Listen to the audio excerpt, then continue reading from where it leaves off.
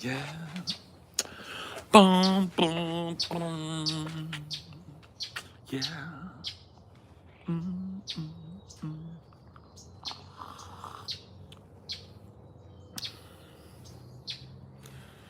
Are you an anime guy? Boom, boom, boom. Yeah. Yeah. 6K? Good shit. Whoa. Birdies.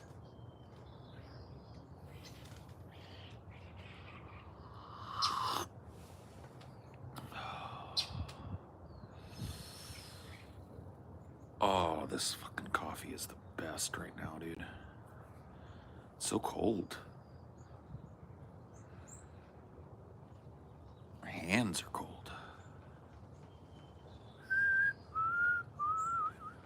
Ever dealt with debt collectors? I dealt with them by ignoring the fucking shit out of them for way too long. I had one debt collector that I just used to fuck with.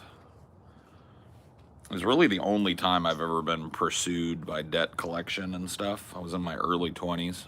I told the story about my time working for MCI WorldCom and how I got like that really, really early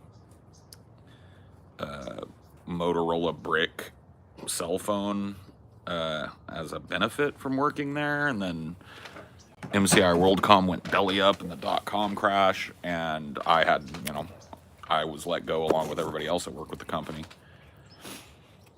And years later, this was like probably a year and a half, 2 years later, I started getting these phone calls like 5 times a day from this debt collection agency that was looking. I'd just completely forgotten about that phone. Like, the phone was just sitting in a box somewhere or something, and they started calling me. They wanted like a couple grand up out of me or some shit. And it was just like, I just started fucking with them. When I saw it was them calling, I'd answer and I'd be like, hello? And they'd be like, yes, is Paul Parkey there? And I'd be like, who? Paul Parkey. I don't know anybody by that name. You know what I mean? I'd just like, oh, sorry about that, ma'am. Then the phone would ring again. Hello?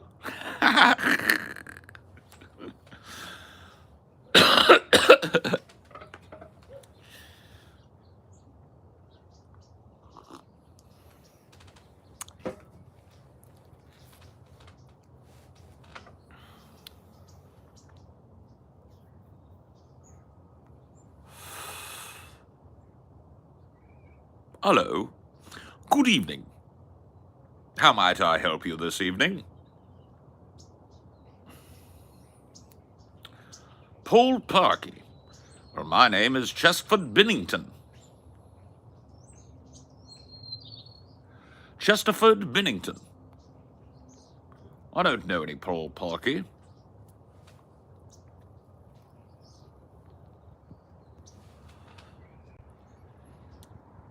A reapy-doo-ah to you, friend.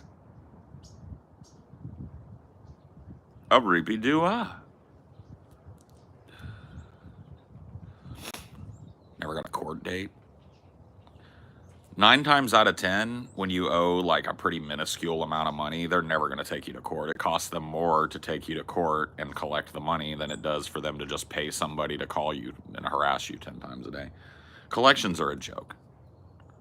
They're a complete joke.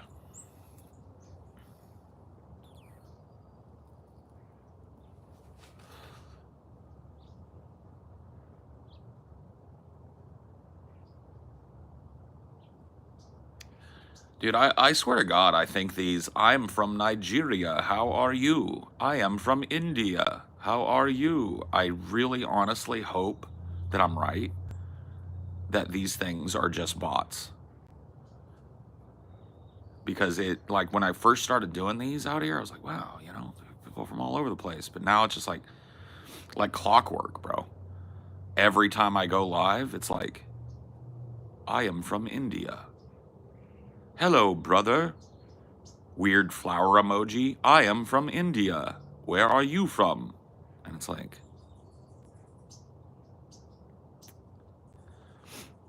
is there a factory where they got you all working on this shit?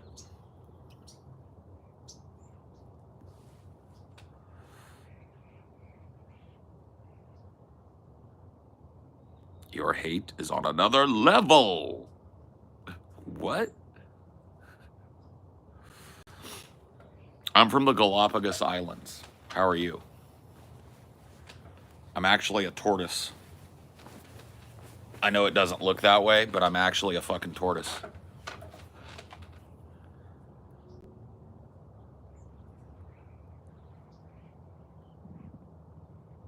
Cold and snow. Just cold air.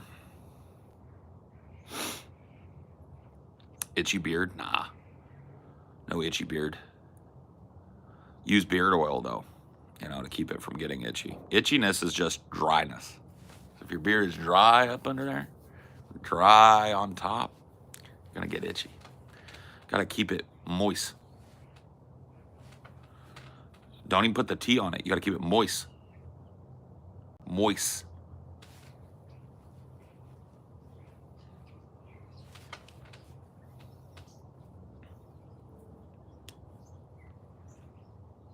Learn about debt trading and how much profit is extracted from the fact you owe. You'll feel better about your debt. Yeah. Debt trading and debt consolidation trading and collateralized, what do they call that? Collateralized debt obligations, CDO, right?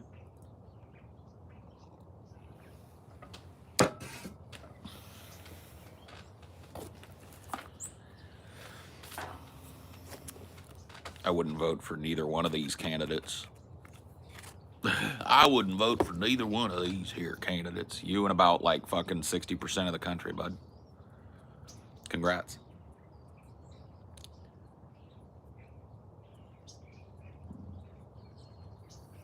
So did it end with the fake voice answers? No. They just kept trying. But it was fun fucking with them.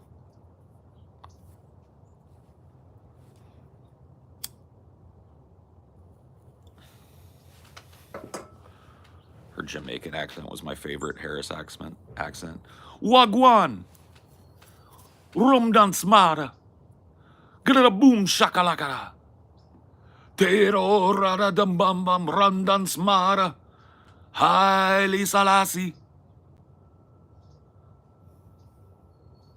I remember when she opened up one like that. She was like, broo, broo, boo, ba, ba.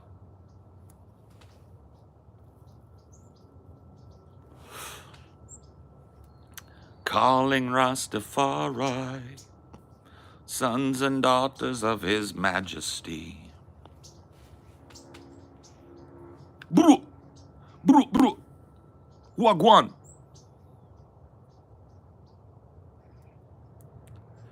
Have a great 4 years. Man, you Trumpies, I really got to put you guys on the right track, bro. I think you see big fat hippie and you go like, ooh, there's a Kamala voter right there. You guys got me sized up wrong, bro. You guys got me sized up wrong, homie. I didn't vote for the dump in the pants, but I didn't vote for no Kamala Harris neither. You remember when Kamala Harris transformed into a blue dragon and ate Trump whole? Yes, yes. I voted for the good one. They're eating the dogs. They're eating the cats. They're eating the lemurs. They're eating the ferrets. They're eating the sea monkeys. They're eating the goldfish.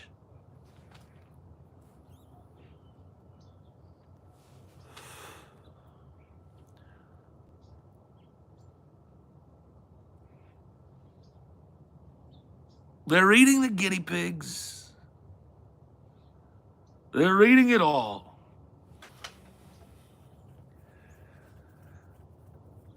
Pets did disappear. Yeah, pets do that. Every time a pet fucking goes missing, there's like an immigrant with like a giant belly. Just like, excuse me, sir, have you seen a little dog?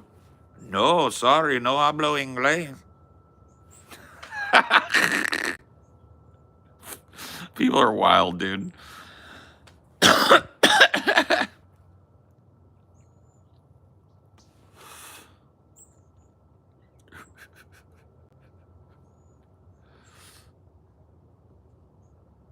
Welder or a mechanic? Oh man, you just sized me up.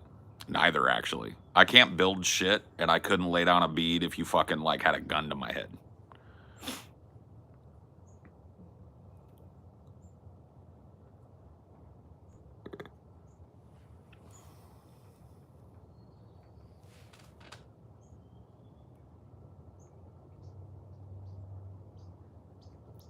You have the look. Yeah.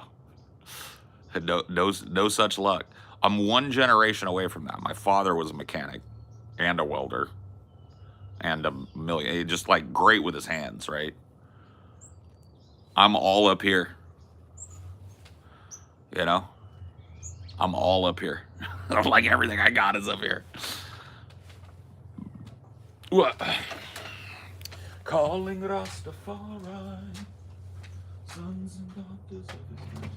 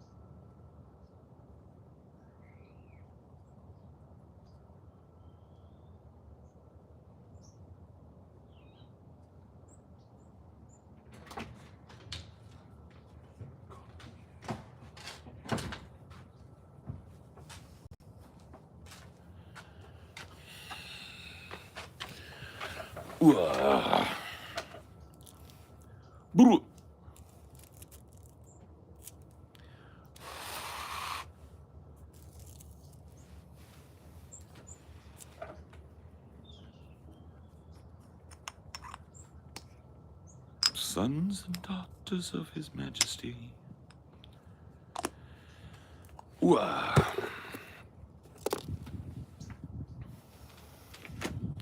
Hate being trans in this country. Is it okay? Is it good being trans in any country?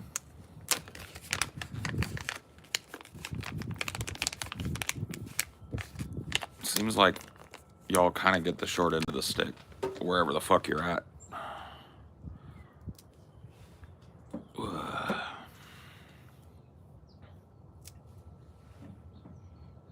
Transylvania. Yeah.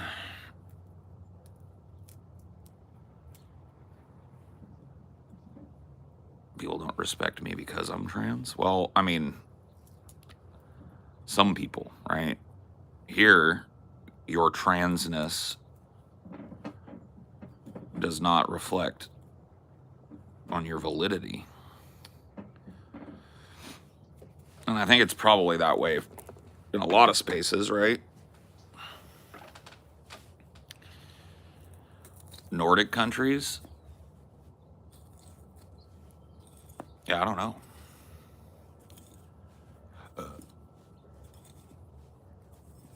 think the death of the third space contributed massively to youth vote turning out for Trump? No. So one of the things that's becoming clear, right, about the election is that two different types of campaigns were run. One campaign was run in the traditional way, right? We're talking about traveling all over the place. We're talking about celebrity endorsements. We're talking about ground, like huge team of people door knocking, ground game, that sort of thing, right?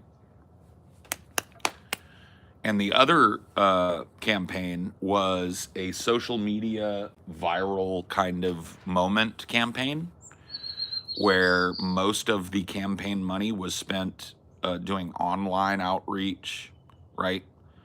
And you can probably guess which campaign was which and which campaign did well.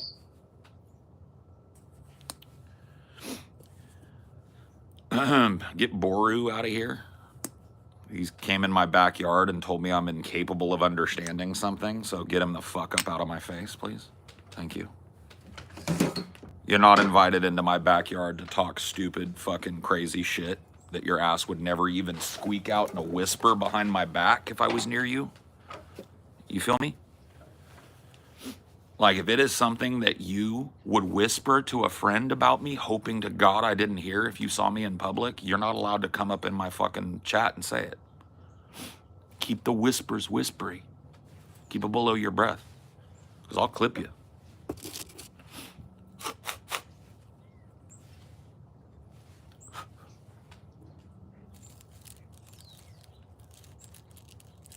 Paul is incapable of blah, blah, blah, blah. It's just like, man, dude, the cope is real for you guys, huh? You'd think like having just taken a giant L, you guys would be humble. Like Kendrick says. But instead, it's gone the other way. Paul just doesn't understand why we were right, even though we were dead wrong. Paul just doesn't get it. It's just like, man, you salty fucking bitches, bro. Dude, find somewhere else to cry. Because legit don't give a fuck, bro.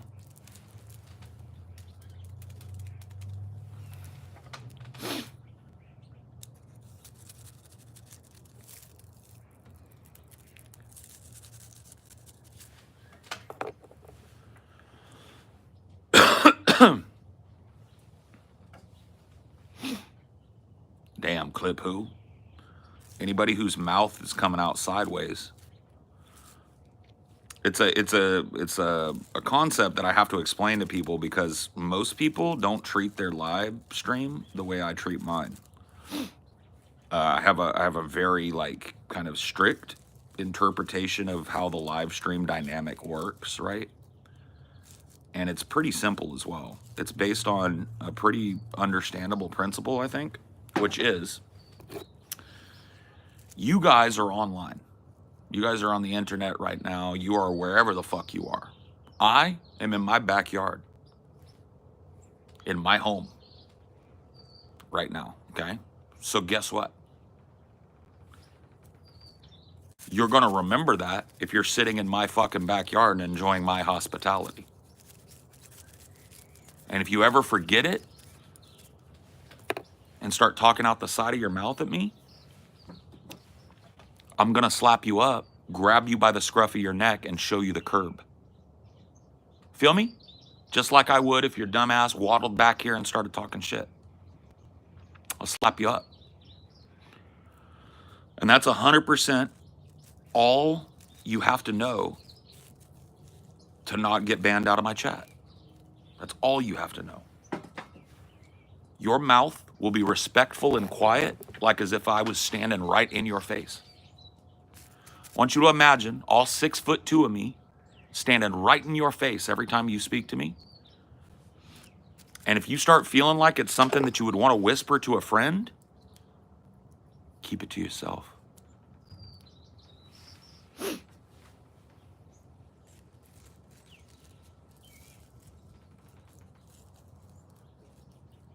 Are you guys planning on moving out of the country? Bro, do you guys think that you stumbled on one of these like liberal streams or something? Yes, we're going to Canada.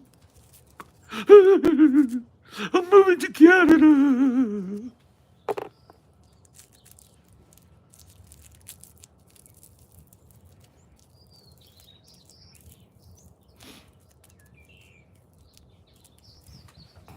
I'm an American. I have a planet right here. 100%.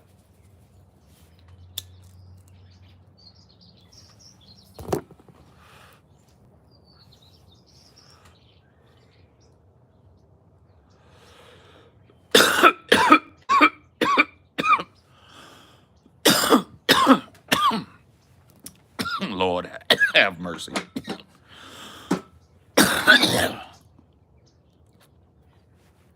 Grape gas. Holy shit. I'm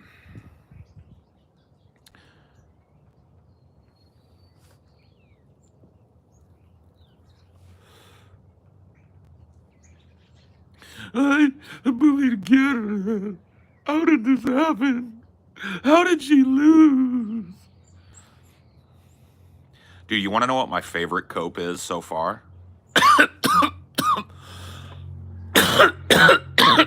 This is great. Women, if your man voted for Donald Trump, he gets no pussy until fucking 2028. It's like women out there acting like they don't desire dick just as much as dudes desire pussy.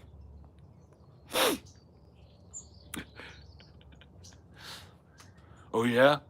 You want to vote for Donald Trump? No sex then. It's like,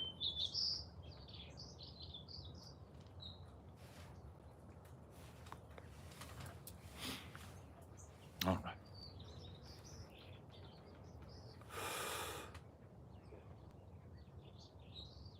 Yeah, people are wild. Something about this doesn't make sense. Like the fucking blue and on shit is starting to ramp up. Something about the numbers here don't make sense. It's like these same people that said that when you question the integrity of election, it's an attack on our democracy, are all too happy to do it when it goes their way or when it doesn't go their way. Donald Trump stole it. Donald Trump cheated. It's like, dude, it's only been 4 years since you guys were pouring on the fucking dramatics about Donald Trump doing this, and now you're doing it. The lack of introspection is fucking wild.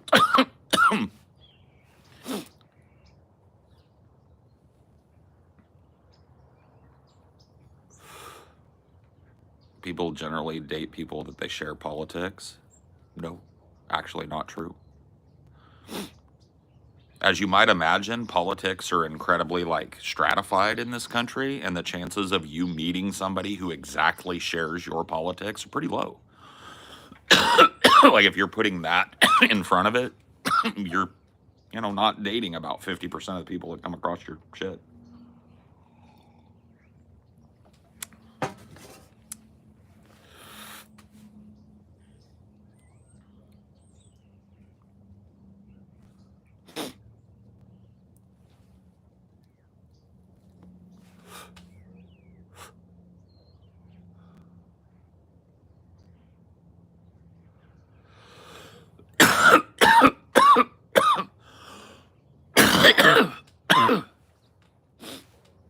Well, the number that they're tripping on is, and there's all kinds of explanations for this, but they don't want to think about any of them because none of them are good for the narrative, right? For the narrative they want. But the number that they're tripping on is 19 million less Democrats voted this year than in 2020. Now, if you don't have your head up your ass, there are a number of reasons why I would imagine people didn't show up this year that did in 2020. The first one, let's just say it, COVID-19. Turnout in 2020 was explosive because people were fucking terrified, right?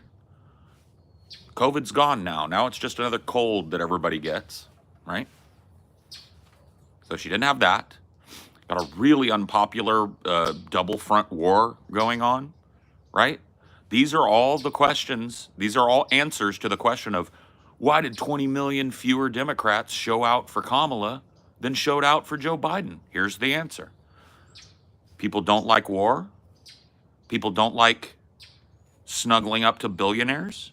People don't like paying double or triple what they were paying 4 years ago for eggs and milk and cheese and bread and staples. People don't like the ability, their lack of an ability to purchase a home. You get it? You offered them nothing, right? And none of them showed up. And you want to run around with a question mark over your head, acting like Donald Trump somehow fomented people stuffing ballots in every goddamn fucking swing state? Tell me how brain broken you have to be to not see the writing on the wall there. Why didn't people show out for Kamala? Because she was a horrible candidate, right? Horrible. She was so devoid of genuine human charisma that they tried to steal that charisma from celebrities. Do you guys remember when Megan Thee Stallion was twerking at one of her campaign events dressed like her? That happened. Do you think that had anything to do with people not showing up?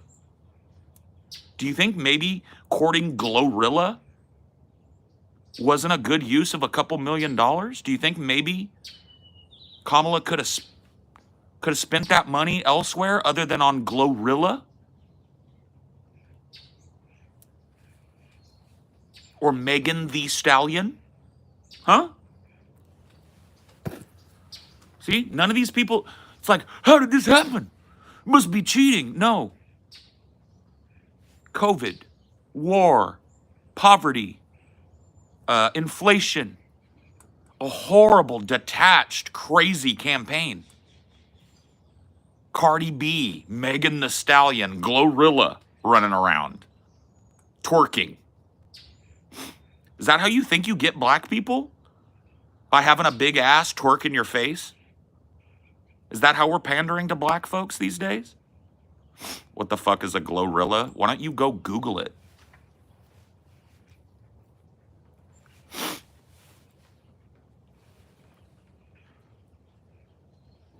Gaslighting about Biden's cognitive ability for over years, right? Biden is the sharpest, smartest president we've ever had. When you're in the room with him, he's on the ball, right? Knowing that this motherfucker's brain was pea soup. Why do you think people didn't show up? You think you can abuse people's trust 24/7, 365, and then they're just going to show out in record numbers for you to help you beat Trump? You got to be joking. You got to be joking. Glorilla. Megan Thee Stallion and Glorilla were going to win this election. Give me a fucking break.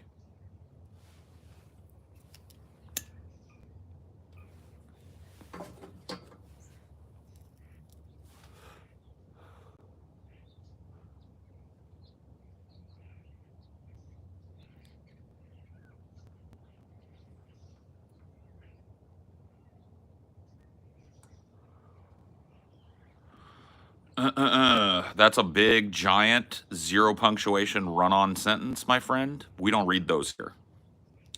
Okay, so if you want me to read something that I typed, that you typed out, I would try and like close your eyes and remember what they taught you in 4th grade about commas, periods, and capitalization. Because if you just vomit out a literal wall of text with no periods in it, I'm not reading that shit, boy. Okay, and if you can't do that, you might just want to tune out. Go to somebody else's chat where they can barely read too, and it'll be way better for you. No emoji spamming. Don't treat this like a Twitch chat. Remember the rule. This is my backyard. This is not that you are on the internet. I'm in my backyard. Okay? Cool?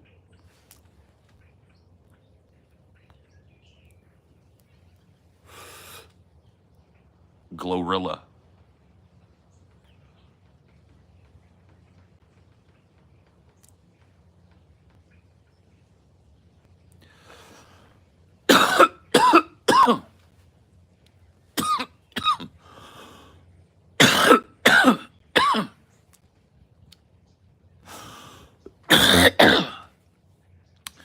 think you the shit. You really the fart. I be going hard. Vote for Kamala. It's like,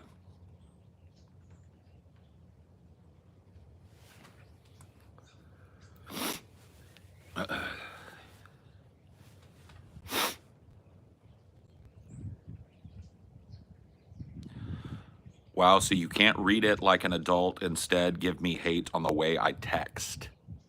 You're not texting. You're typing. Texting was something that you had to do on a little tiny Nokia phone that your mom probably had in her purse when she got knocked up with you. It's called T9, right? So, once again, you will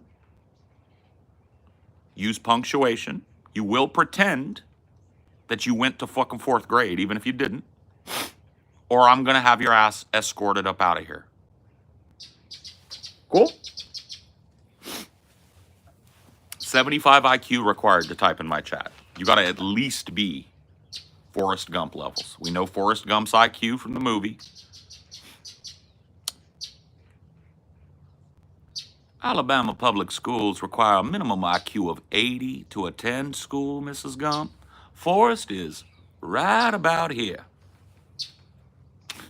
We're talking about 5 little points here. Must be something can be done. Is there a Mrs. Gump? Or is that Mr. Gump? Mrs. Gump? Yeah, Saucy and Trips has got to go. He didn't learn. Look at how he spells guard. Calm down, Mr. Security Guard. Guard is G-A-R-U-D.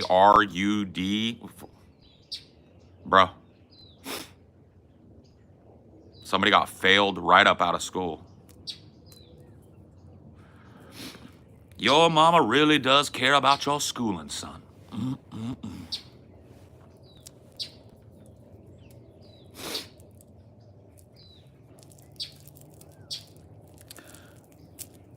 You think you the shit. You really the fart.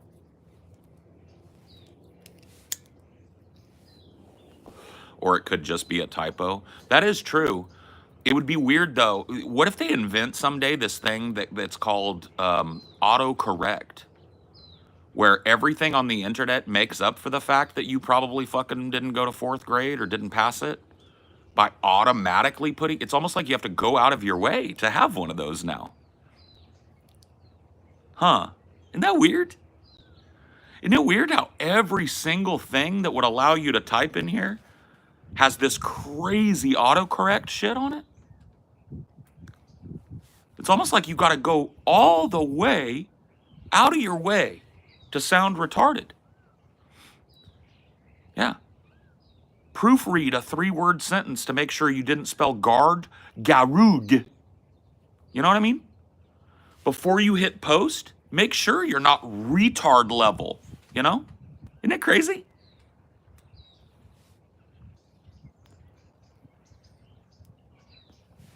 Or you could just autocorrect. I don't do that.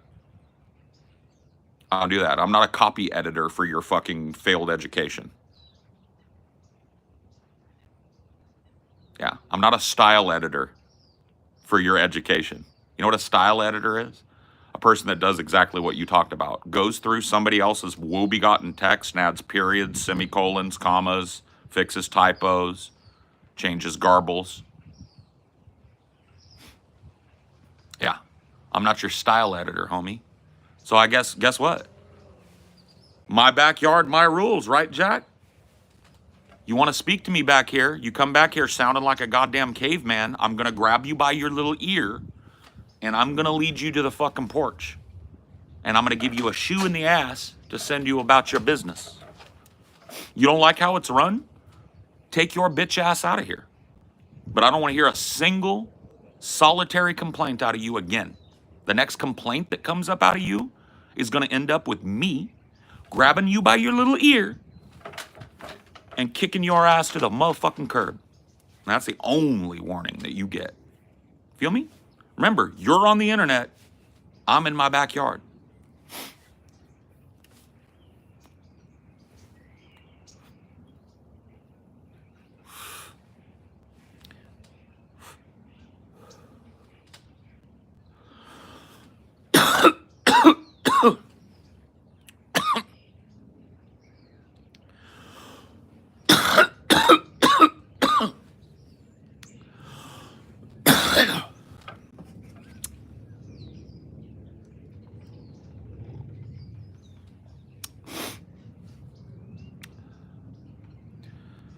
Yeah, there's this thing called proofreading, Jason X. You might want to try it. It's when you type real fast and then you make sure that you typed what you want to type before you hit send. It's called proofreading. I learned it, I think, in the 3rd grade. They start teaching you how to proofread and do multiple iterations of a final paper around 4th or 5th grade, I would imagine. I wrote my first paper, I think, in the 4th grade.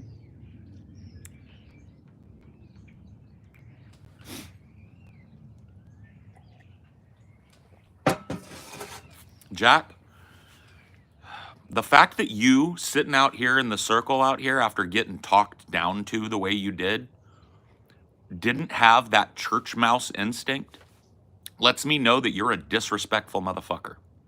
So let me have one of my wrenches grab you by your ear, because apparently getting dressed down in front of 166 motherfuckers to the bone ain't enough for your dumbass. And let me lead you to the fucking porch. Shoe in the ass to send you on your way, bitch. Now what?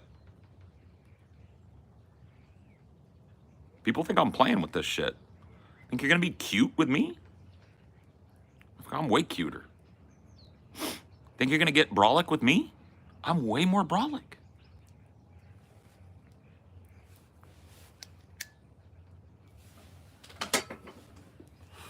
How do you get wrench? I'll give you a hint. It ain't by asking for it.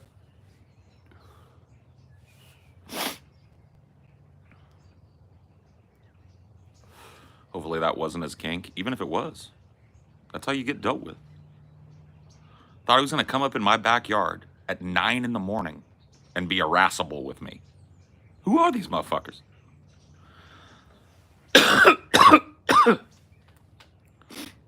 9 in the morning. You don't know shit. Get the fuck out.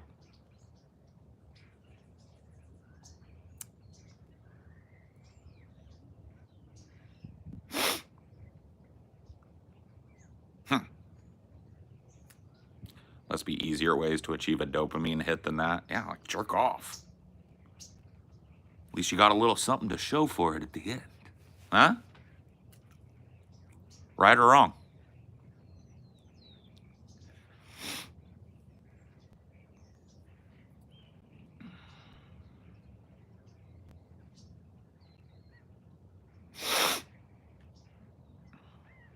You think Trump's tariff ideas will pass? Probably, to a certain extent. You might not get like 100% of it, but yeah. I think there's going to be some tariffs.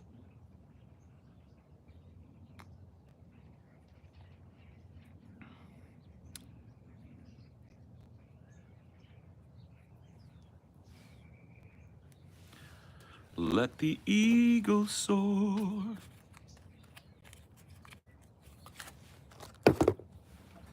From rocky coast to golden shore, let the mighty eagle soar.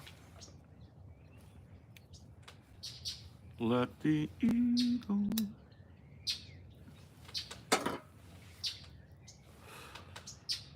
How do you feel about J.D. Vance's age opening the door to younger and newer blood forthcoming? Yeah. I mean, it's going to be nice, right? So here, I mean, like, I'm pretty sure Trump's dead before he gets out of office.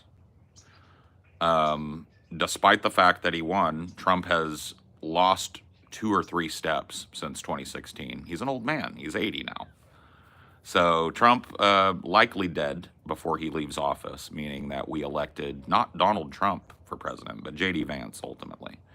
And I think that J.D. Vance, Kamala being the front runner in the Democratic Party, I think the age of the ancient, old, crotchety 80-year-old motherfucker with dentures and dementia trying to be president, I think that time is over.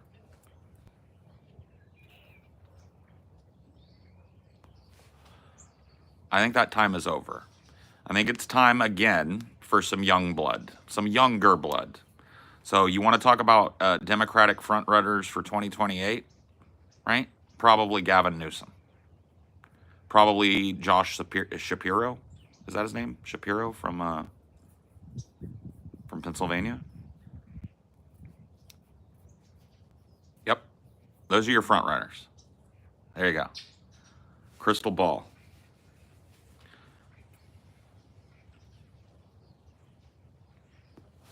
Newsom would do really well.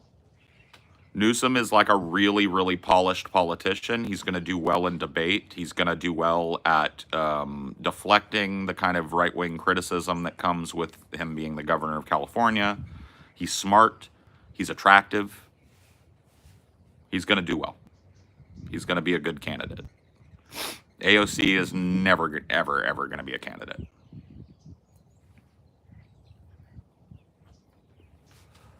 She talks to people legit like she's talking to a kindergarten class. Have you ever watched one of her lives? Let me tell you the fundamentals of building power. Okay? The first fundamental is that you have to go and meet people. Okay? You have to go meet with the people. It's like, that ain't never, dude. People can't stand to hear it now. You ever think that's getting elevated up? You're just wrong.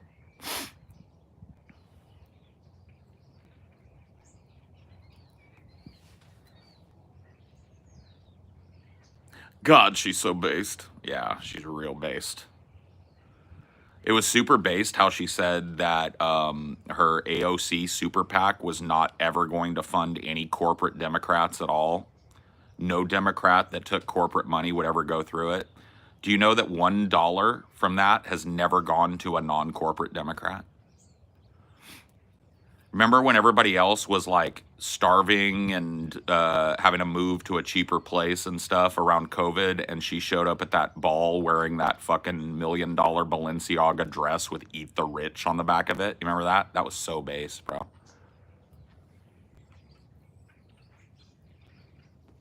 That was super base. Remember when she cried at the border camps during Trump's campaign and then made excuses for the border camps during all of Biden's shit? Remember that? Wait, did she really do that? Huh? Have you been asleep?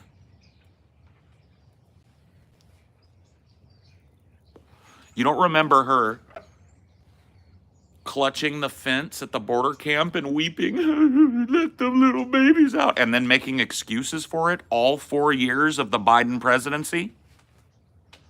Yeah, super based.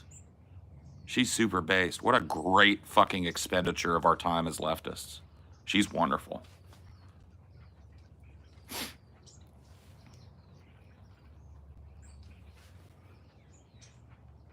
I was referring to the dress. You don't remember the "Eat the Rich" dress? Go look it up. Just go type into Google AOC "Eat the Rich" dress and take a look at what she was doing while everybody else was losing their jobs, freaking out about COVID, et cetera, et cetera, et cetera, et cetera, et cetera. Go take a look. See what she was up to. See how she is using the money that she's making. By the way, lots and lots and lots of money being a public figure.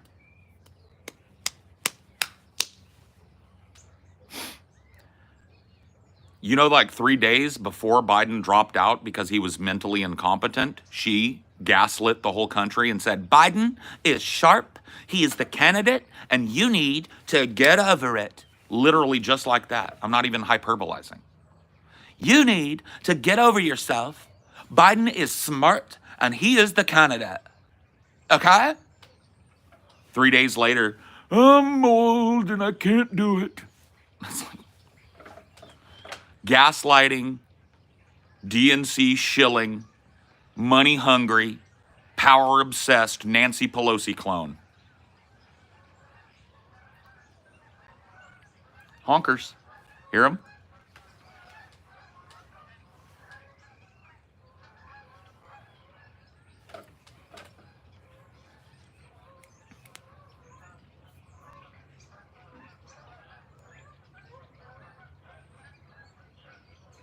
Does you love them?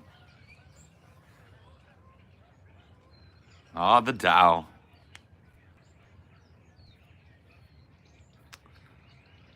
AOC probably. Yeah. She's gonna. That'll be her political track. Who can you rely on politically? Nobody that's running in the football politics, false duopoly, monoparty bullshit that we have now. I'll tell you that goddamn much. You might want to look at union leadership. If you want to look up to somebody politically and philosophically and find somebody to throw your support and effort behind, You might want to start checking out union leadership. Sean O'Brien and Sean Fain. How about that? Sean O'Brien is the president of the Teamsters, and there is a planned and currently being facilitated Teamsters 2028 general strike that's been called for. I would say that if you care about politics at all, and you care about people having their needs met in politics at all, that you shouldn't spend a second of the next cycle worrying about what Trump's doing, following his mean tweets, worrying about the Democrats, right? You should just set that aside like you do with wrestling or any other kind of infotainment. Throw it to the side and start supporting the UAW. Start supporting the Teamsters.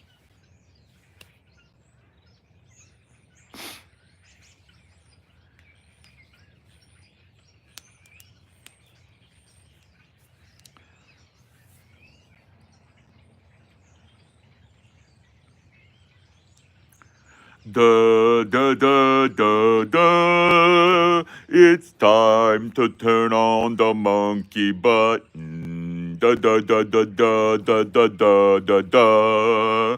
People too stupid to use the chat right. Da da da da da da da da da.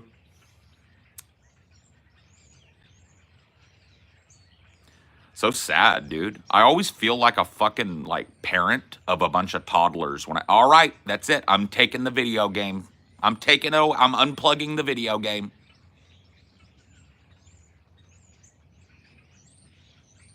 Oof.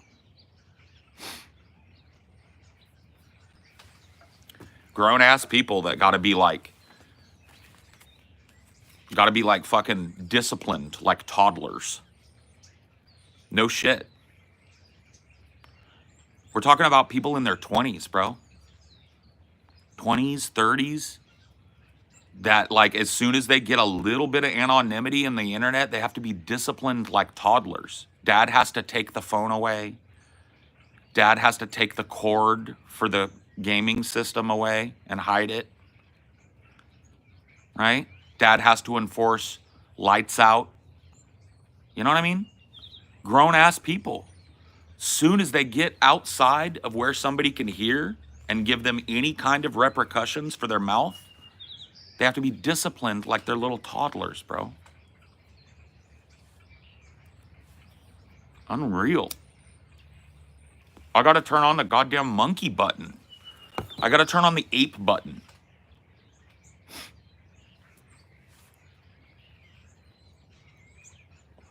Bro, I have toddlers at home come to work and deal with grown men that act just as bad as my kids. It's so draining, dude. It's 24/7 toddler town for you. You drink your coffee with creamer some days. Today, it's black. Oh.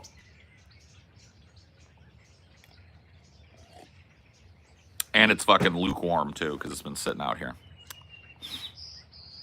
Get God out. God's too stupid. God's too dumb to participate in the chat. Sorry, 75 IQ, bud. So, we check that.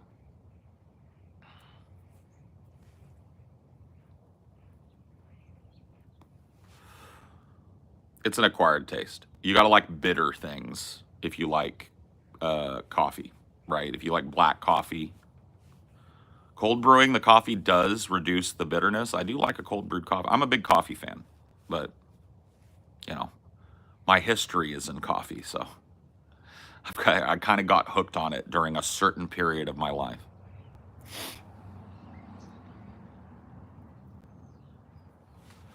The only bitterness I like is myself. Well, you like me too. I'm pretty bitter. You take your bitterness in philosophy, not in beverage. That's the way I'd put it. French press coffee is probably the best way to do it if you've got high quality coffee and you're a connoisseur. But if you're just going to add cream to it, don't even bother with the French press.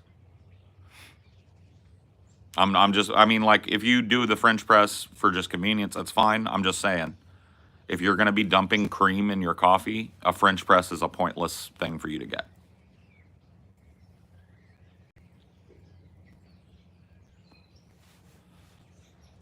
Like, the reason you get a French press is because a paper filter absorbs these like really fragrant oils that otherwise are neutralized by the fat in the milk and diluted. So there's no point if you're doing like sugary ass caramel macchiato creamer or whatever the fuck, right? The whole point of a French press is that you get to taste those really fragrant oils that are released into the coffee that are typically absorbed by a paper filter, right?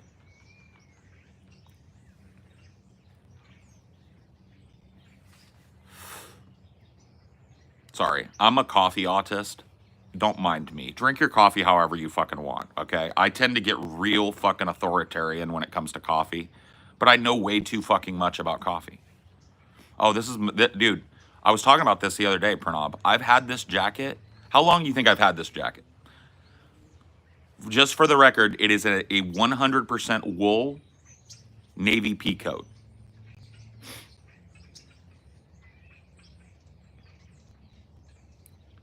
Longer than 20 years. I did the math on it.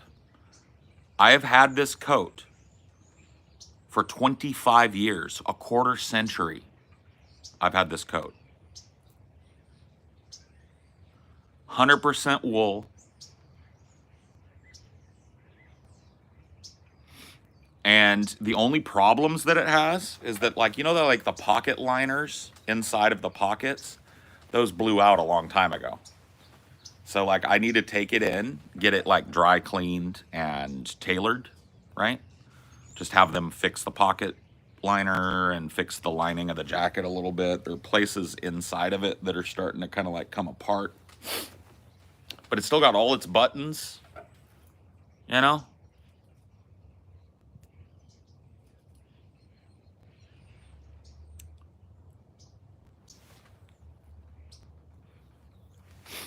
Oh yeah, dude. Like I have this, like, it's kind of cool, right? I have 2 nephews and a bunch of nieces, right? So 2 nephews and a gang of nieces, right? And the stuff that I have, personal stuff, girls aren't gonna want. But the thought of passing my watches down to one of my nephews, passing a few of the things that I have that'll just last fucking another lifetime. Like this coat will be good for 3 lifetimes. I shit you not. It will never, like, as long as you don't fuck it up. No, it's 100% wool. You never wash this in the washing machine. You fuck yourself completely if you wash this in the washing machine. This is 100% wool coat made 100% from wool.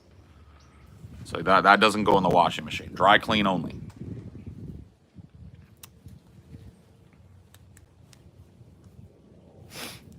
But yeah, I actually did the math on this coat because I busted it out this year. The kind of nice thing about this coat was last year and the year before that and probably the year before that, I was too fat to get into this coat. Like, it would go on me, but like the arms were super tight because my arms were big and fat, and I was just like, you could just feel it. And now it is perfect. So it's like a good like example to me that my kind of like weight loss is going really well. You know what I mean? Because if I can wear something and it fits me just like it did 25 years ago, I was in better shape 25 years ago. You know what I mean? Or at least better shape than I was a year ago. And it fits perfectly now. Like, no problem moving my arms. It's not too tight. It buttons up perfect right around the middle. It's perfect, right? And that feels really good. Yeah, it feels really good. But because I was able to wear it this year for the first time in a number of years, I was like, man, I've had this fucking coat forever. And I did the math on it, and I've had it 25 years. That's crazy, bro. For a garment that's still like in 100% great shape, right? Just needs a little bit of tailoring or whatever to fix it up and a dry clean.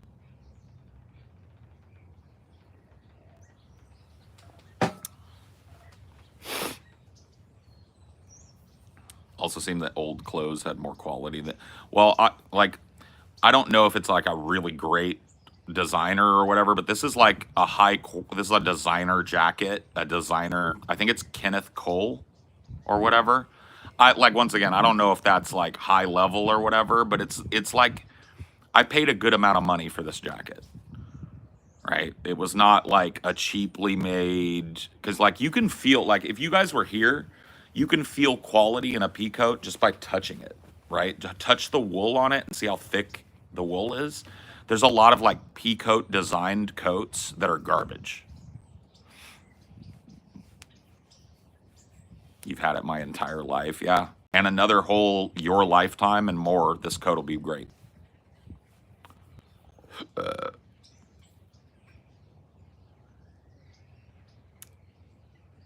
So yeah, this is like I went to like a designer coat outlet place to get this.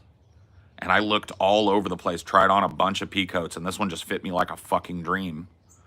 And I think it was $280 or something back then, 25 years ago, which means the slave had his bag. It never left. I just have so many beanies. They're on rotation. They're on rotation.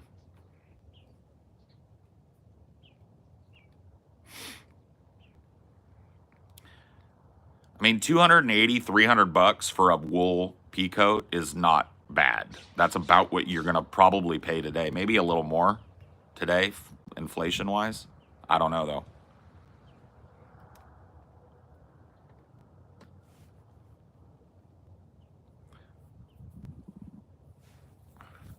Well, see, I'm a little all over the place. Days of old battles. Like, I've got this coat. I've got a couple of really high quality pieces of clothing, but most of my clothes are pretty throwaway. I got a lot of t-shirts. I got a lot of hoodies, right? And those are things that I have that I don't expect them to last 25 years, right? Kind of throwaway clothes, but they're very comfortable. So I kind of got like a little of both, right? Yeah. I mean, like this, the thing that this lacks, right, is an integrated hood. But I'm telling you, dude, you could wear this right out in the snow. Dude, wool does not fuck around. There's a reason why the Navy puts this on sailors that are in the Arctic and shit. Like, Paul, most clothing don't survive 3 washes. Is it heavy? It's super heavy. Yeah, it's a heavy coat. Heavy wool coat. Like, literally, temperature does not penetrate it. It keeps your core. If I button this up, like, let's say I was really cold out here and I wasn't just like chilling, right? Throw your buttons. It's got an inner button and an outer button to keep it double breasted, right? That double breast right there seals the front of this jacket completely. And it's just over, dude. Nothing on the outside of this, unless you're talking extreme cold, gets through it. Your body heat is trapped in there. So.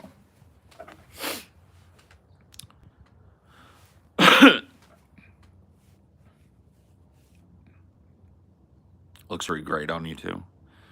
Go get one, man. I'm telling you, get you a pea coat.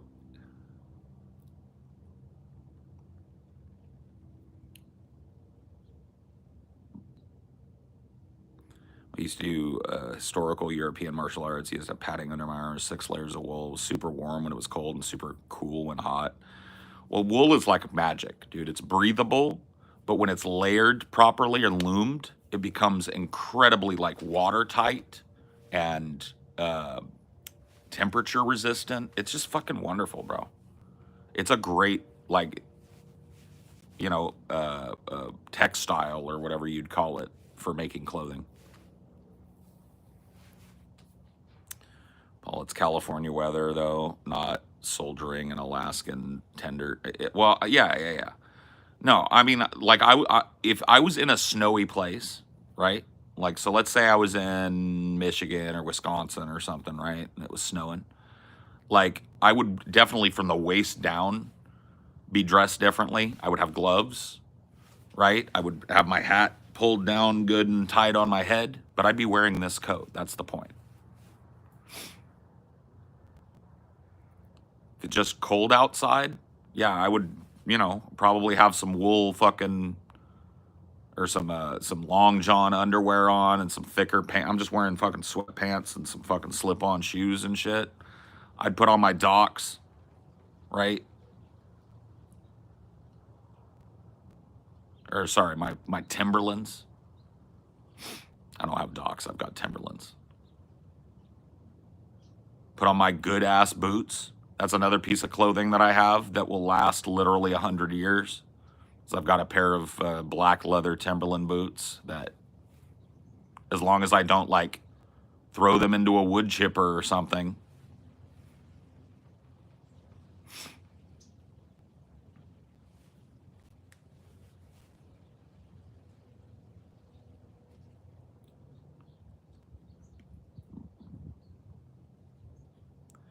Steve need to wear a coverall to protect him in the cold. If we were up in a snowy area, we're probably going to have to look into some little suits for him, I think. But right now, being a Cali dog, he has a number of sweaters that we got for him.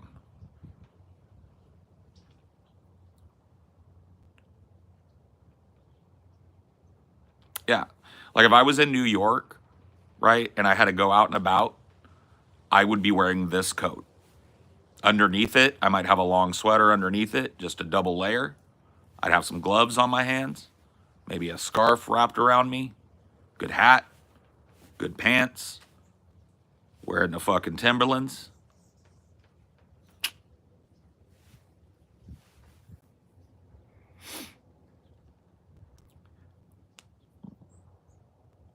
My parents' Great Pyrenees has such a thick coat. Oh yeah, as I get skinnier, I'm gonna get fucking colder. I know.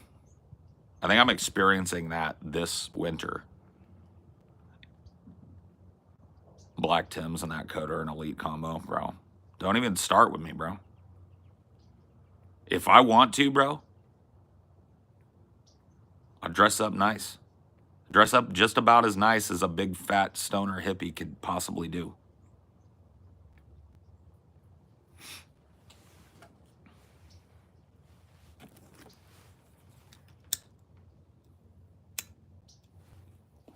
Well, I know you'd be able to speak to that, Pranav, because I know you dropped a bunch of fucking weight.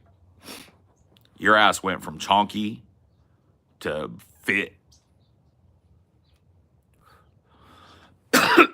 Your ass went from genuine chonker to fit as a fiddle. I saw you at the meetup. It took everything I could not to squeeze 2 handfuls of that tight ass.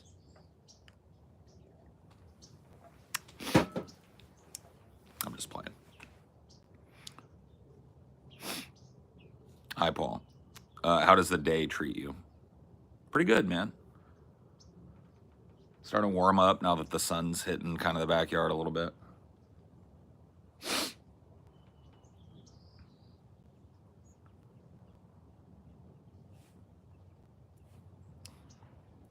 Yeah, dude. Well, hopefully Mindy gets to come to the next meetup. That'd be really cool. You get to bring her. And I'm telling you, dude, if we're still doing this in 10 years, once Kale's of age, you got to bring him too. Got to throw Caleb in the goddamn fucking car and let's go. You know, once it's an appropriate environment for him to be milling around in. I'd say like what? Well, no, he's a teenager now. Yeah, like 10 years. He's driving in 2. Okay, so like 5 years. Jesus Christ. What the fuck, bro?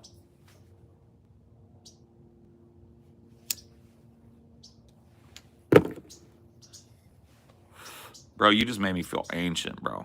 I know, dude.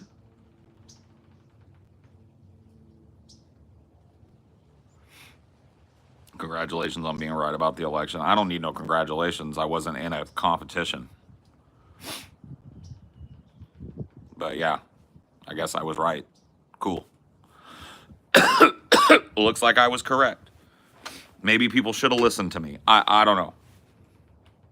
It's all the past now. And as a Daoist, I do not live there.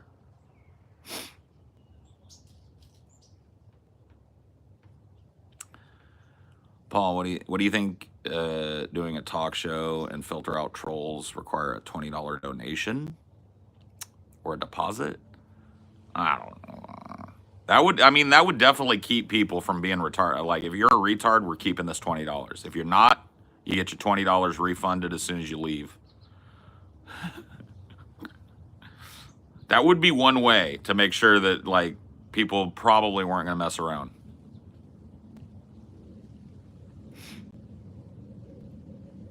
You think things will actually change now? Because I didn't feel any change. Nope. You don't look like a Daoist? What's a Daoist look like?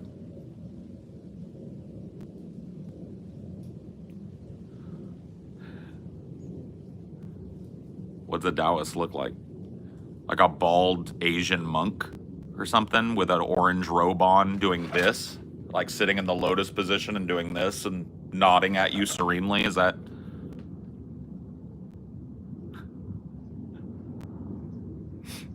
How'd you even get into Daoism? Well, I started looking into Zen Buddhism. Not 100 pounds overweight. Well, I'm losing weight, bud.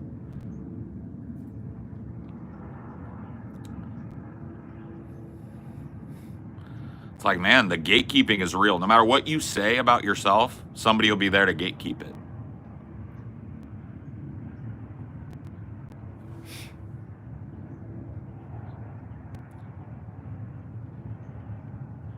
But yeah, I started looking into Zen Buddhism and started kind of like practicing a little bit.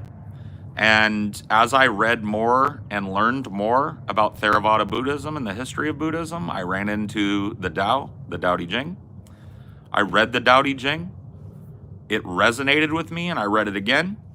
And I keep reading it now. It's a very short, sweet, easy to read book. But I found a lot of really, really blunt wisdom and a lot of things that spoke directly to me within the text. And every time I kind of pick it up and flip to something, I find something new in it. And so I would say, like, a good year now.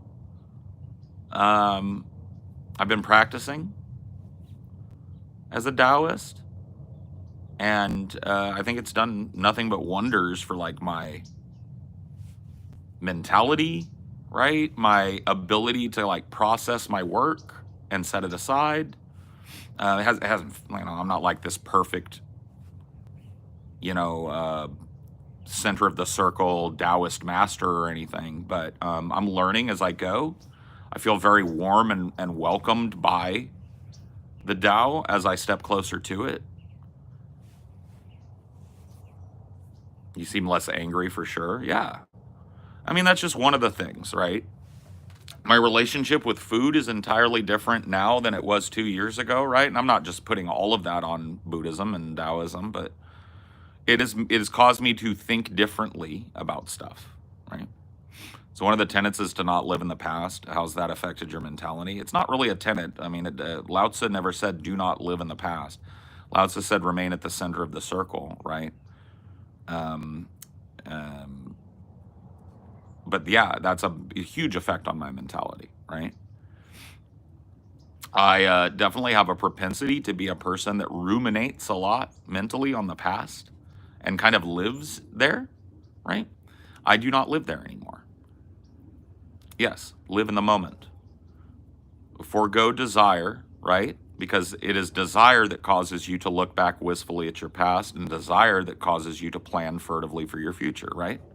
Let go of your personal desire and exist purely at the center of the circle, in the Tao, in the moment, right? Is it purely philosophical? Do you actively believe in something out there? A question for a person who knows something about Daoism or nothing about Daoism. Yeah, so I'm an atheist, right? Daoism and the Tao is a mystery, right? That is posited by the Tao Te Ching, right? And Daoism in general. It's also referenced in Buddhism. There's a kind of a schismatic difference between Buddhism and Daoism that starts at the Tao, right? Buddha said, and Buddhists believe that the great universal Tao, right? The universal source, right? Its pointless to spend your time in contemplation of it because it is truly unknowable in nature, right? And that's where the kind of schismatic difference happens between Daoism and Buddhism. A Daoist believes that one should spend their time contemplating the mystery. The Buddha established the Buddhist Tao. So there are a number of Taos, right, within Buddhism, all of them based on rules laid down by Siddhartha Gautama, the Buddha, right? Taoism would eschew those in favor of contemplation of the mystery. No, not YOLO. Just appreciate what is, free of your desire for what might be. Appreciate what can be, unburdened by what has been. That's a good way to put it.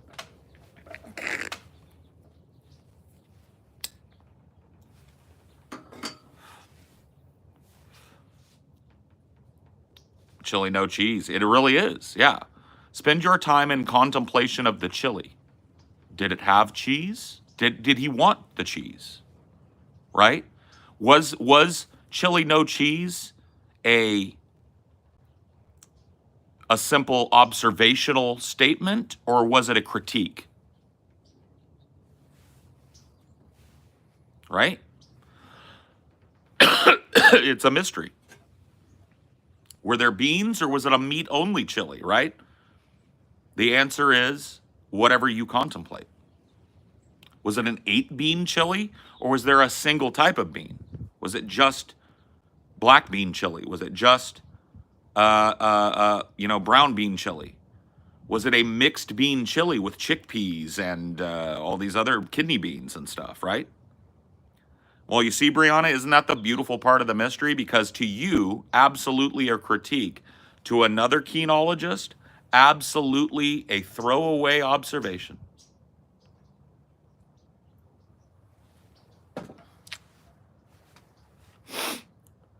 I wish I liked beans. That could help with my diet a ton too. The texture of legumes. Yeah. I love beans, bro. I could eat, okay, I'll let you guys in on a little thing. I've been trying to simplify my food stuff, right? And one of the things the last time that Amelia did a big shop, I had her get me a bunch of white rice, and at some point this week, I'm gonna make myself a big thing of cilantro rice, and I'm gonna cook up some black beans.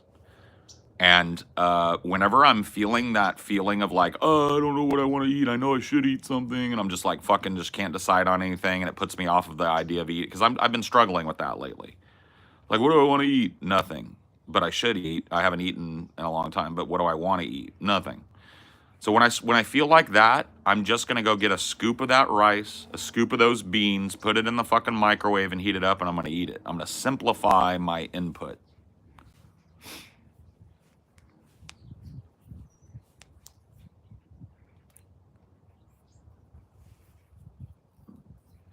What was more profound for you, the Tao or breathing machine, as far as life altering? The nose hose or the Tao? I don't know, man. I mean, the CPAP machine definitely helped with the brain fog and stuff. But as far as my outlook on life, it's really been if the energy that I was given from getting on a proper CPAP machine, right, and finally for the first time in my life really addressing lifelong apnea, if that was a beam of light energy, right, then the Tao is a magnifying lens that focuses that energy to a single clarifying point, right? And once I started feeling better, I almost immediately started looking for that. In fact, I started before I started doing CPAP, I started trying to practice Zen Buddhism.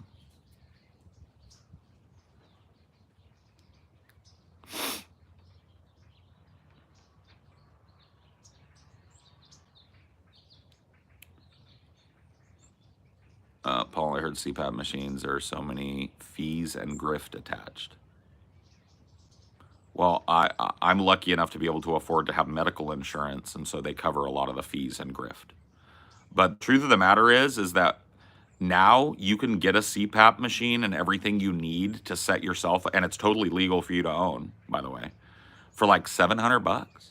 So it's not like, I know that's a lot of money. I'm not trying to say that's cheap, but it's not like $20,000 for a CPAP machine anymore. You just go and get one for $700, get all the fucking supplies, and now you can put yourself on CPAP. My mom is just now, she got her sleep study, and I think she just now received her CPAP machine. She has probably had apnea her whole fucking life. So it's crazy, man. The only reason she even looked into it was she saw how profoundly it changed my life, right? What made you want to get into Buddhism in the first place? Just curiosity or an event? I was at a philosophical roadblock in my life. I started to look around and feel open to some feeling, right? Some idea that I had really not been open to in my younger years. Like, I started to have these experiences where I would be out in nature and I would close my eyes and 20 minutes would disappear, right? These kind of mindfulness meditative moments, right? Those types of things in my 20s were things I had to deliberately do, and they just started happening to me. And I started to feel a tug, right? And when I looked at where my life was philosophically, it was bereft of anything that would help me to quantify what I was feeling. And so I started to really hunger after the idea of a spiritual experience, right? Or at least not hungering after, because I believe I was having those, right? Some of them aided by psychedelia, others just sitting in my fucking porch, right? I started to have these more and more often. And I felt this pull towards a spiritual ideal. I wanted something that wasn't necessarily meant to be scientifically proven, that I could use as a focal lens, right? Because once again, this idea of Tao as a lens in my life, it appears over and over again, right? I felt like I had this energy shining out of me, but like the unfocused nature of a large light, it was flooding the area and dissipating in reach.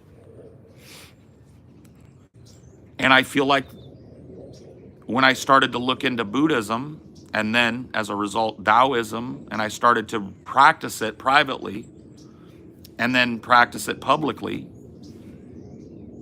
I felt like there was a focusing lens over the energy that came out of me, right? And I'm not talking about like ghost energy. I'm talking about like just the energy that I put into the world, right? What is my output? I felt like a big focal lens came around that. And I feel like I'm now in control of that lens, right?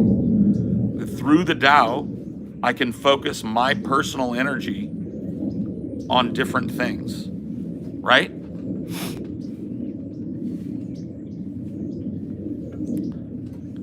But it was really just, I felt like my philosophy in life had led me to a crossroads where it was just endless spiral, right? Was it hard going in for a sleep study? Not hard, it was just lame. It sucks.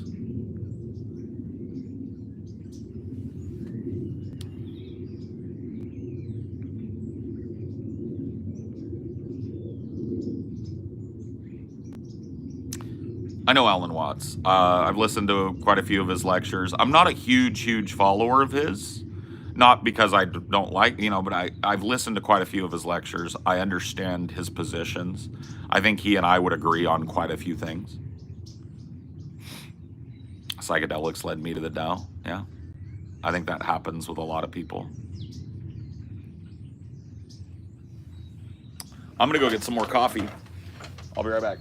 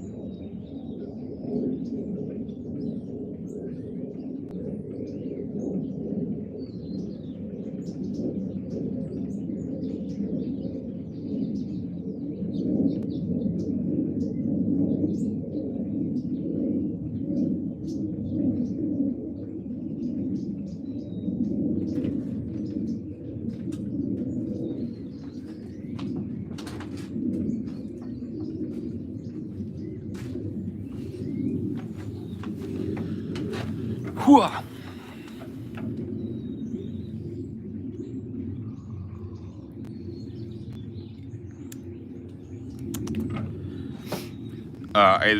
Whether the Tao is easy reading or a slog, and whether you connect with the philosophical, it's going to have a lot. Like connecting with the philosophy on it is honestly going to have a lot to do with translation. One of the reasons I'm learning Mandarin is because I want to be able to understand the Tao in its original language, right? Or as close to that as possible. Obviously, modern Mandarin, not exactly the same as empirical Chinese that would have been spoken at the time of Lao Tzu.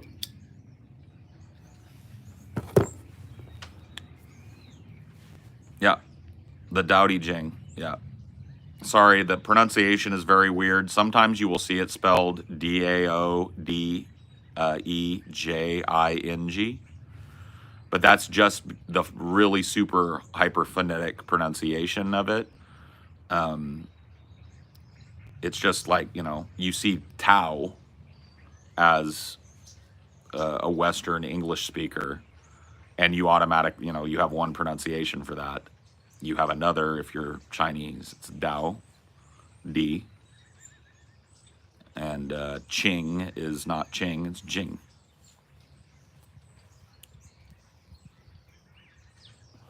How are you doing with Mandarin? Slow and steady wins the race. Ni hao ma and gao xing ren shini. Wo shi zhe she wo de guo wo.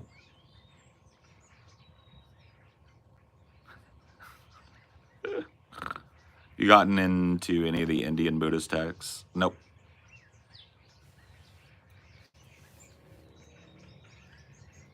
Mm-hmm. Like you would, as an English speaker, you would look at XI and go Z, and it's she. Bin chilling.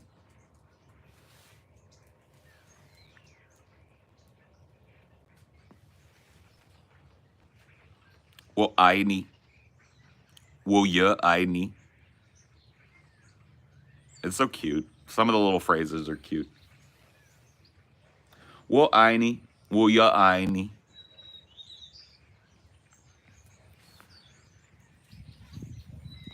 We need to get you a Chinese partner. Amelia and I are learning. So we talk. We're neither one of us has a huge vocabulary yet, but she will like say ta shi huan re cafe, and I'll say dui, and then she'll say ta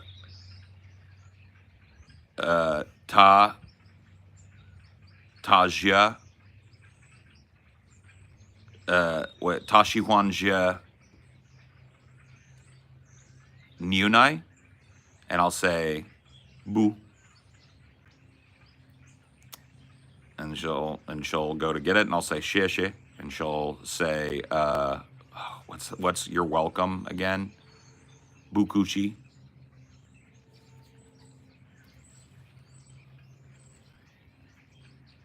Bukuchi. Oh, D. Jesus, taking a big dump. I'm learning Pinyin, yeah. Trying to learn the characters. It's slow but steady. I'm using Duolingo, and it does Hanzi training, Pinyin, and pronunciation.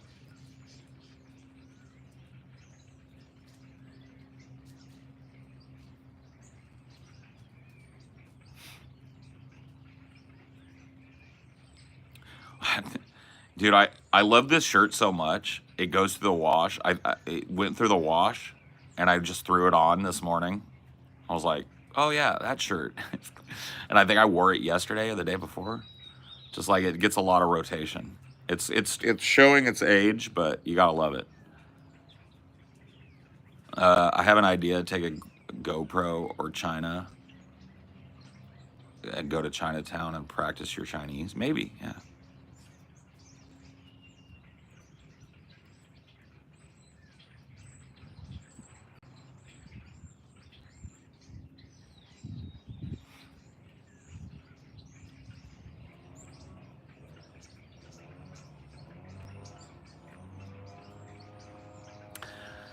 I met a boy wearing Vans, 501s, and a dope beastie tee.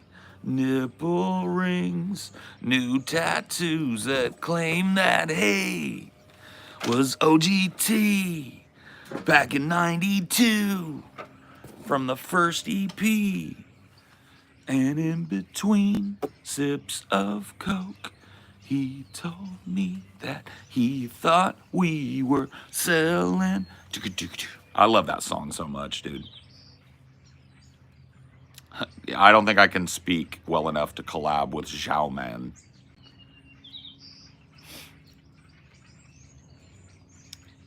Oh, yeah. No, these streams get good viewership. I had like 300 people chilling the other day. It was fucking nuts, bro. Definitely see the viewership spike when I'm talking like political shit, like the election and stuff, but I'm happy with it. It's fun for me.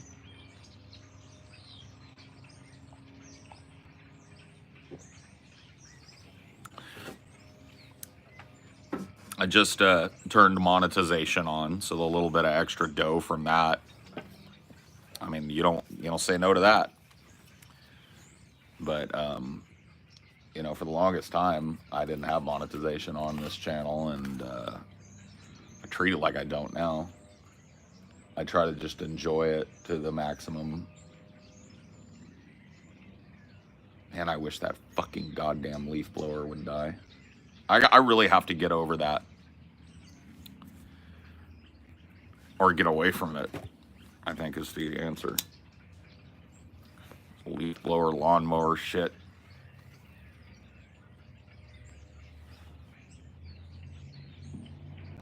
You think you would ever do scripted content on the Dao? Maybe.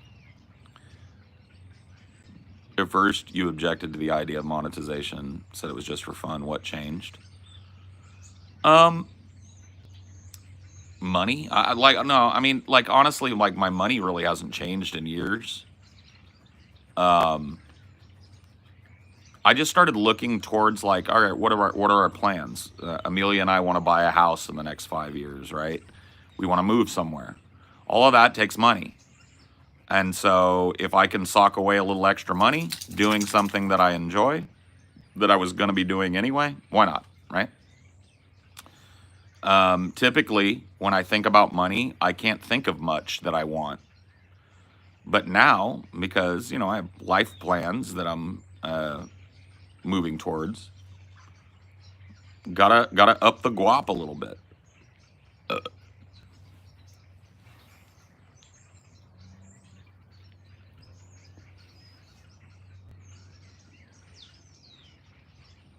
Monetization is on now. I mean, am I afraid it'll come under fire? One of the great things about this channel is if it does and it goes down, I make another one and I'll have 200 people watching me. It's not this channel that brings people in, it's me, right? So I'm really not all that worried about it.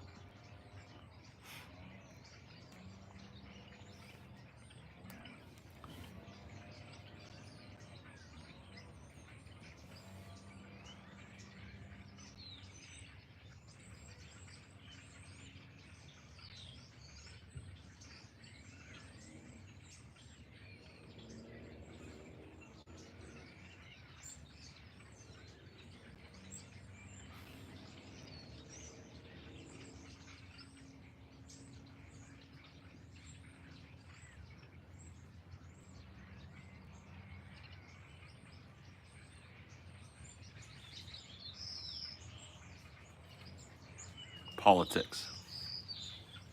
That's the kind of politics I tune into now. Are you open for voiceover gigs for YouTube that's paid? Do you have a profile on one of those sites? Yeah, you can DM me on Reddit if you want me to do some work for you, and depending on what it is, I really have never done that.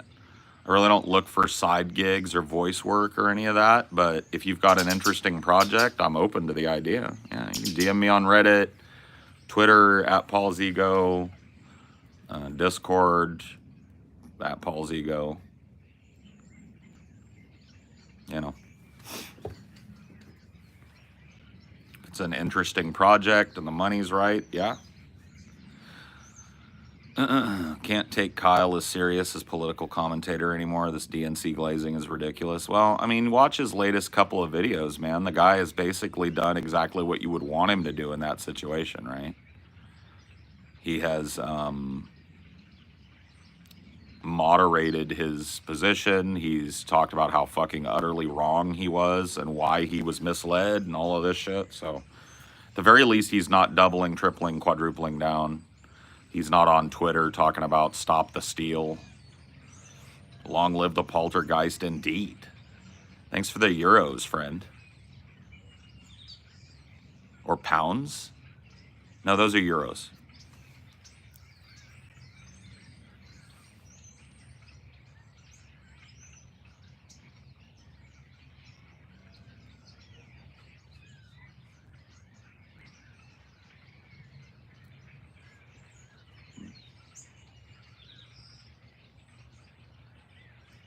Yeah, I don't know what happened, bro. I think he got, like, I would like to talk to the dude, honestly, because I find it interesting, but I do think that, like, he got lost in the sauce with this shit. I think he got in a media bubble, and he got to huffing the copium, and it made him say some really dumb shit prior to the election. And at the very least, he didn't triple down on it. Like, he knows it was dumb. He's admitted it was dumb.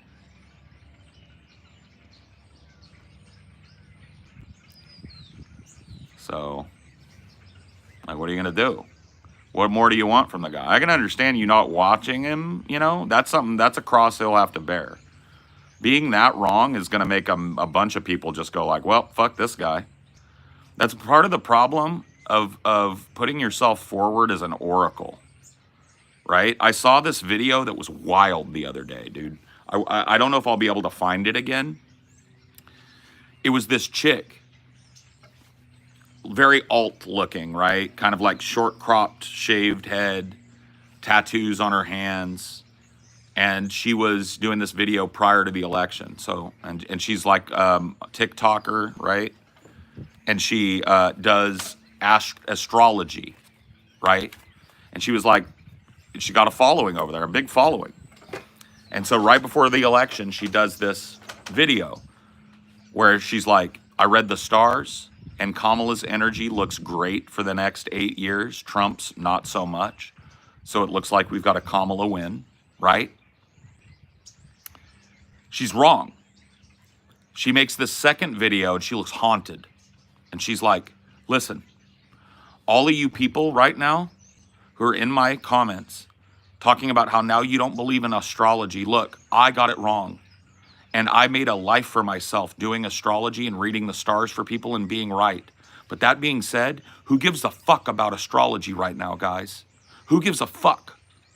Okay, seriously? Shut up and stay out of my fucking comments, because who gives a fuck about astrology right now, guys? We have bigger things to worry about. And I was like, Kyle Kulinski. It made me think of him right away, because he was just like looking into the crystal ball before the election. Kamala's gonna win this. Here's the 3 maps that I think could possibly happen. The worst one here being her winning a pretty convincing victory. He played Oracle and ended up being wrong. So I really try and avoid that with everything in my body, right? I'm not the Oracle, right? You watch my election coverage, I didn't start calling it until it was clear, right? You watch shit I was saying in the lead up to this election for months. Coin flip, coin flip. Dude, I caught heat for that. This is not a coin flip, bro. Not even close, bro.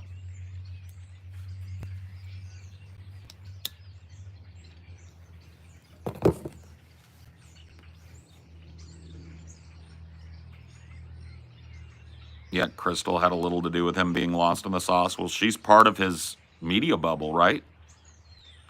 She's his wife. She's going to have massive influence on the bubble that he's in personally. So yeah, I don't see how she couldn't.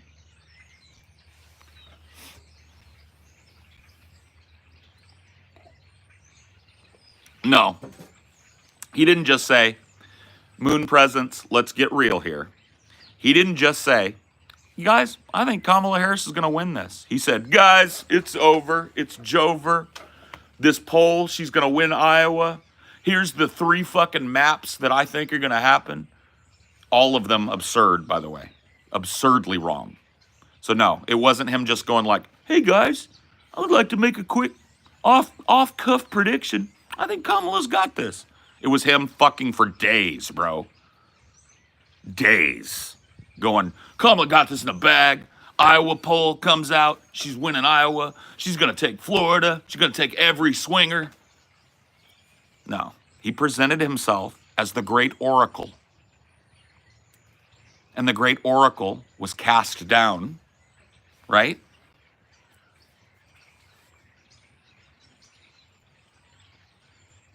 You got any more critiques, or is that all you had to say about it? Moon bitch, or whatever your name was. He has a video on his channel saying the Trump signs are there. Huh? Are you still arguing with me right now? Is there still an argument going on? Can I ask what the nature of this argument is? What do you hope to accomplish with this argument? What is your stake in arguing that Kyle Kulinski was just making a prediction, bro? Can I ask you that? Before we get too deep into this internet debate lording that we're about to do? So go for it.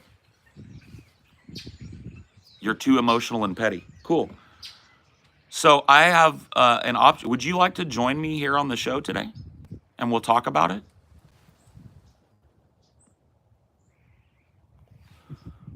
I'll give you my Discord. I got my other phone here. I'll give you a call. I'll put you on speaker, right? I know it's tough in the chat, so I'd like to give you an option to defend yourself in public. You want to do that? You got time to sit and chill in the chat and argue with me? Yeah? Okay, cool. My Discord is at Paul's Ego. My Discord is at Paul's Ego. So find me, right? Add me as a friend. I got my Discord app right here. Okay? You tell me what yours is. I'll add you and I'll give you a call and you can talk to me about how emotional and petty I am. Right?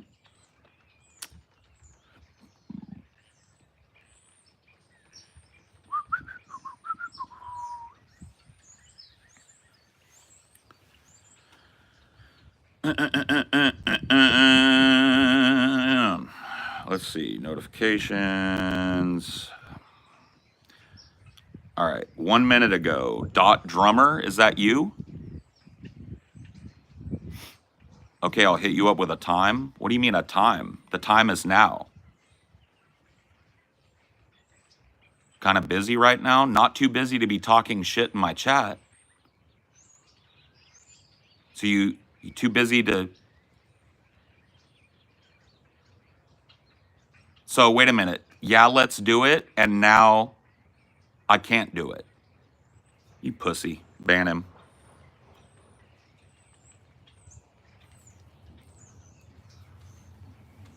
Cold feet. Not close off. Unban close off. The other guy, the moon presence guy.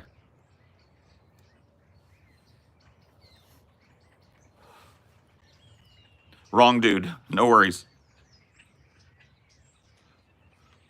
But unban him. Poor close off. Caught a stray.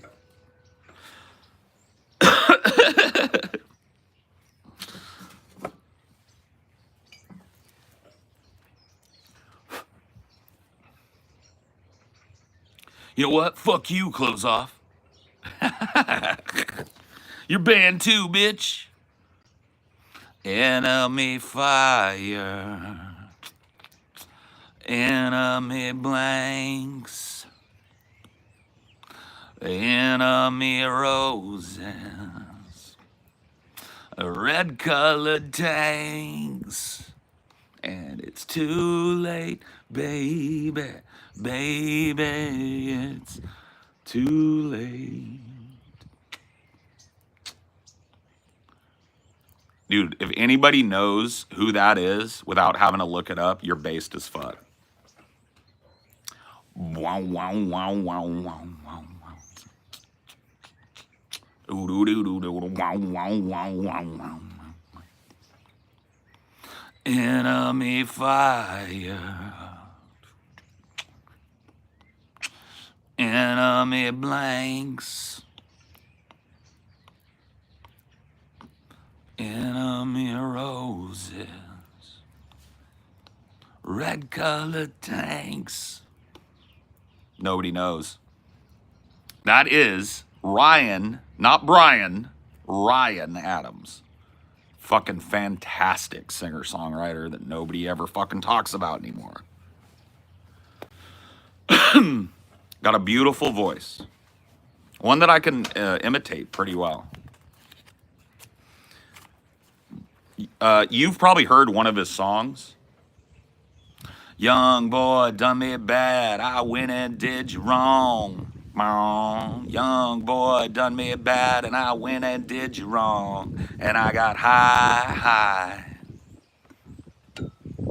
Lord, I got high.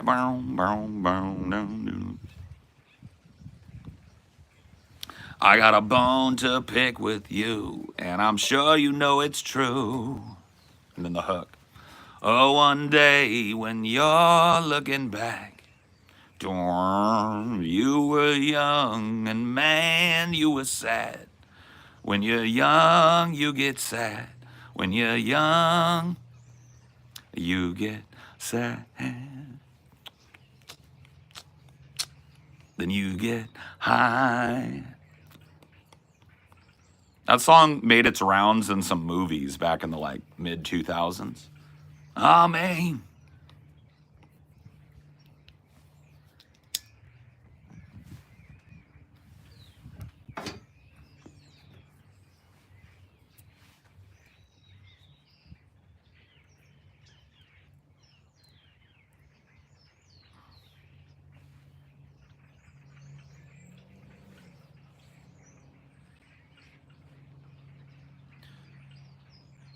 You see that Bernie kind of took the gloves off again. Why the gloves only off when it doesn't matter with Bernie? You guys ever ask yourself that question? I'm starting to think that the gloves only come off when shit doesn't even fucking matter anymore with Bernie. We need to remember blue collar people and change the Democratic Party. Like, where was that rhetoric fucking 2 weeks ago? I don't care about Bernie no more, man.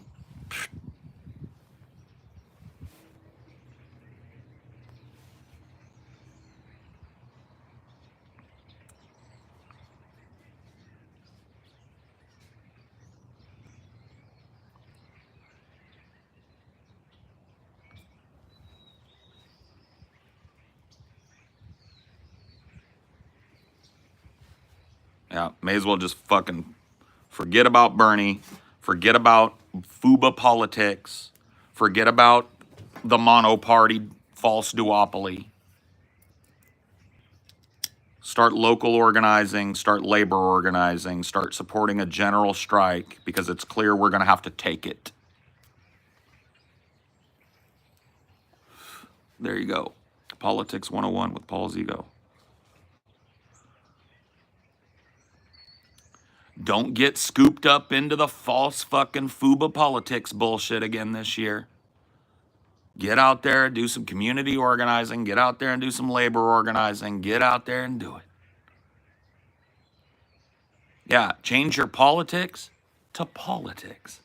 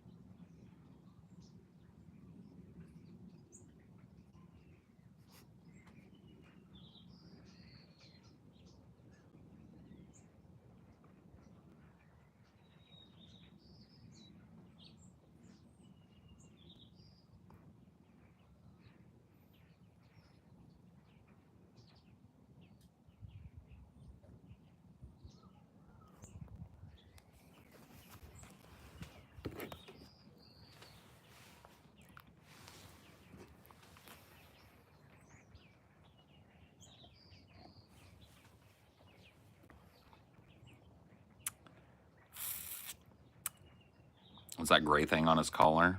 That is a tracker. So we have, it's called Tractive. There's a number of brands of it, but this one's made to clip right onto their collar, and it's a GPS tracker for him. So he doesn't necessarily need it. It doesn't bother him to have it on the collar, but we really got it for Cricket, who has a tendency to want to try and sneak out if we leave a door open accidentally. It's basically like we've got an app on our phones. If he leaves our house, we both get an alert on our phone, and the GPS kicks in and starts tracking him. So that's what that is.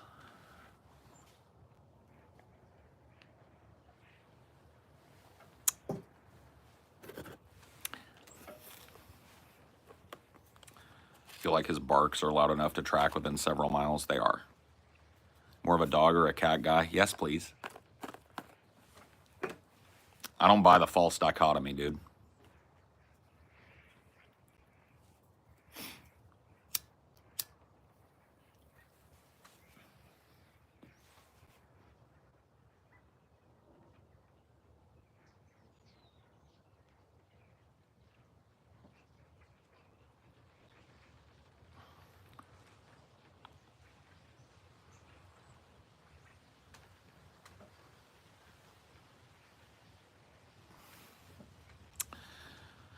All day.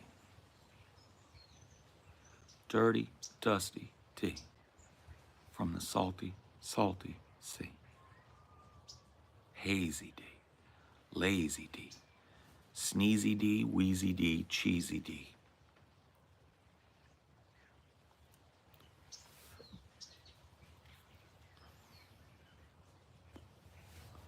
My dog has more nicknames than any other dog. His name is Dinor. D, Dirty D, Dirty D from the salty D, sea, Barky Parky. And I'm jealous of your beard. Just stop shaving, homie. It's the way it works, man.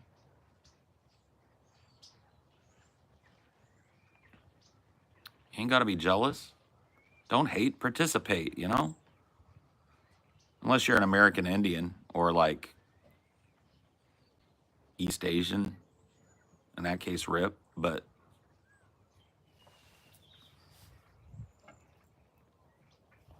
how old is Dinor? Dinor is 8. Yeah, 8 years old. Gonna be 9 here pretty soon.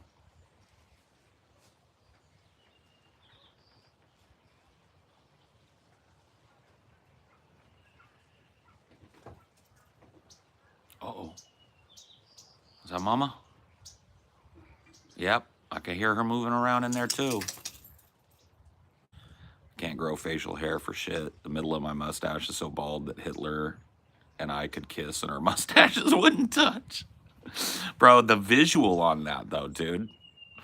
The visual on that, but I get what you're saying. That's kind of cool though. You grow the mustache down here. So just get like a Fu Manchu, bro. You know what I'm talking about. Get that crazy long Fu Manchu going.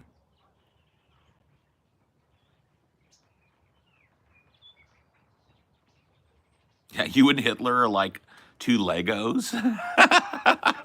He's got a post and you've got a void. Yeah, do a Pai Mei.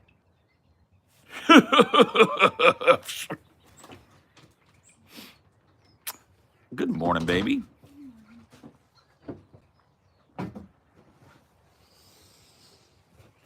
There's coffee. Did you see? I got some. Okay, good.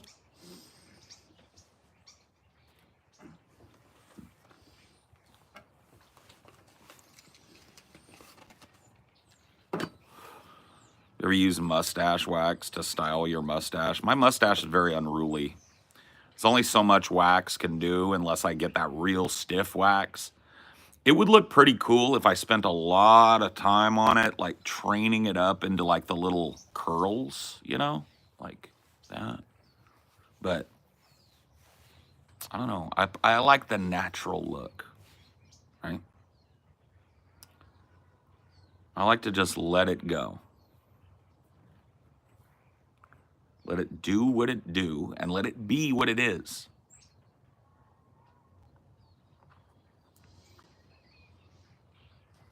There are things I would like to try with it. I would like to festoon it one day. I would like to festoon my beard with many rich ivory and gold beads. Like a Viking warlord or some shit. You know? But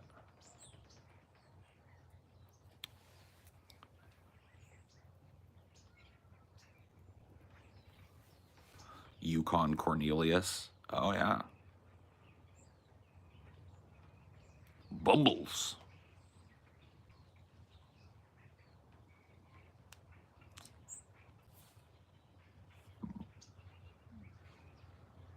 Ooh.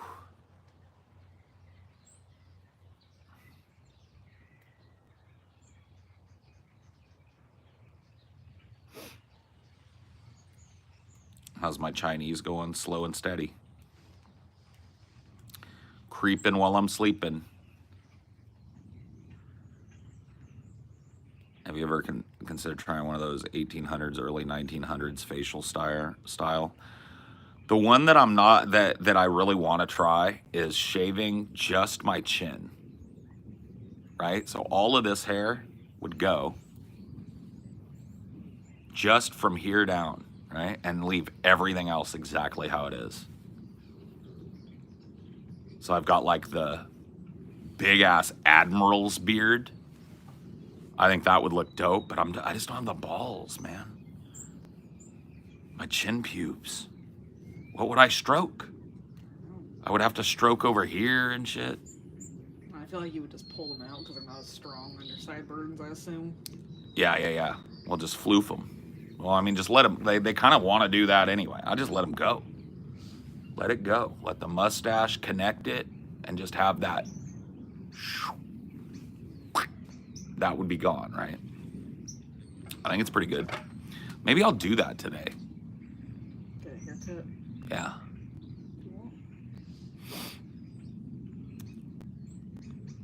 I'll go in and I'll tell them I want to trim up the beard.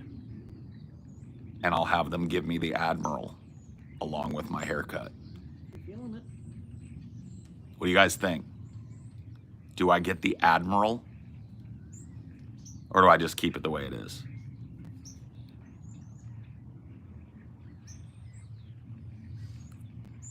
It's facial hair, right? It'll grow back. Might be a little weird if I decide to grow it back. And I'm going to have to start shaving to maintain it right there, right? We gotta get you some good razors and shaving cream to... Yeah. I'll have to steal yours in the interim.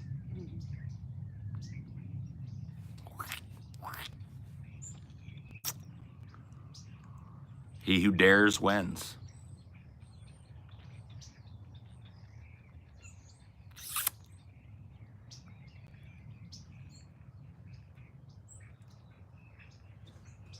All right. My mind is pretty made up. It's time. I've needed a haircut for about a month now because it's really gotten too long for me. So it needs to be brought up to Kurt Cobain length. And then typically I'm just going to have them line up the beard anyway. What time is it? 10:30? I got to go. I'm going to go get dressed and go get this taken care of because if I don't, I'll put it off. So I'll see you guys later. Peace.